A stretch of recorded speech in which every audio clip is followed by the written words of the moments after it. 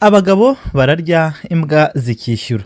Uyu mugani hari n'ubwo bagira bati abagabo bararya imbwa zikaryora. Ibi rero bivugwa bitewe n'aho ukomoka. Uyu mugani ni ibirari by'insigamigani, tugiye kurebera hamwe turebe imvano, turebe amamuko y'uyu mugani. Dukunda kuwukoresha ariko mu by'ukuri tutazi aho wakomotse. Niba uri mushya turagusaba gukanda kuri subscribe kugira ngo uyandikishe ku birari by'insigamigani, hanyuma ujye umenya imigani yacu, uyimenyere igihe, ntuzayibwirwe n'abandi. Niba wifuza umugani kandi turagusaba kuba wasiga igitekerezo, wandike hasi muri komenti, hanyuma tuzagushakire uwo mugani.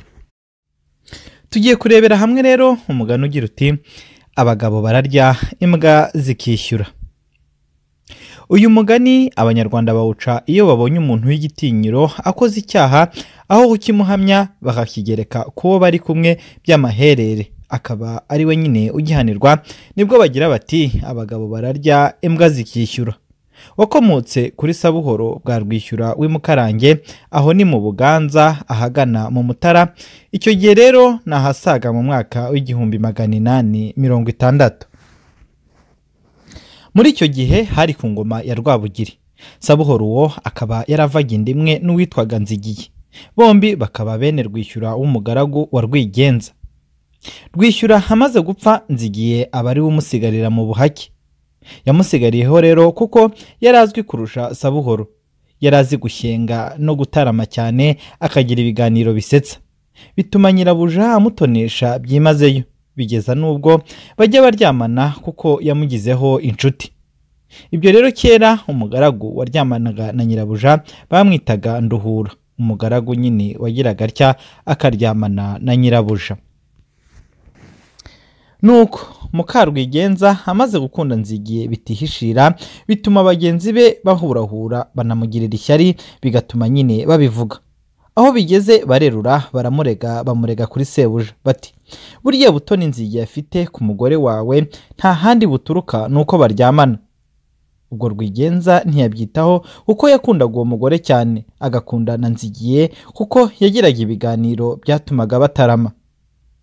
Bakuma kumurega rero bakamureguza ibiganiro, ariko Rwigenza arabyanga, yanga kubyemera. Rwigenza abwira abo bamurega ati ikizabinyemeza nuko muzamungenzurira mukamufata, naho gukeka gusa ntibyatuma umuntu ahanwa. Abamurega bati ibyo byose agatinze n'ejo tuzamugushyikiriza. Nuko rero batangira kumugenza bya rwihishwa. Ariko rero hagati aho Nzigiye akaba yaratashyiwe, asigarirwaho na murumuna we Sabuhoro. Bidateye kabiri Mukarwigenza atuma kuri Sabuhoro kuri mukuru we ati ugende umbwirire Nzigiye azaza nyitabe vuba kandi muzagarukane. Sabuhoro aragenda arabimubwira. Koko rero baragarukana. Bageze kwa Rwigenza, Nzigiye aramukanya na nyirabuja, banze iki kiganiro barashyenga by'urukumburanye. Nuko rero bigeza naho akaryana mu mpuzu, karyana no mwihururu, karabugabuga, nuko bagira ibyano. Mukarwigenza ahamagara Sabuhoro aramwongorera ati heza bari aho bose hasigare Nzigiye nawe.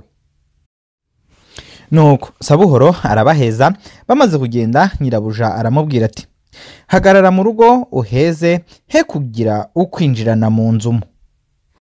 Barezi rero barega Nzigiye baba babikenze, bajya mu gico, bajya inyuma y'inzu barubikira. Nyamugore na Nzigiye banzika ibyabo. Bamaze gushyikirana abubikizi baza biruka.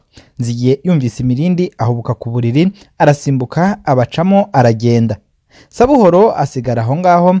Babonye Nzigiye abasize bafata murumuna we, bamukubita inshyi bamushyira Rwigenza.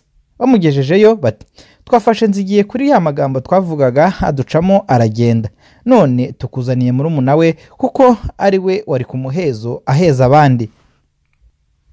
Rwigenza byumvise ararakara, ategeka ko baboha Sabuhoro kuko nawe ari umufatanyacyaha.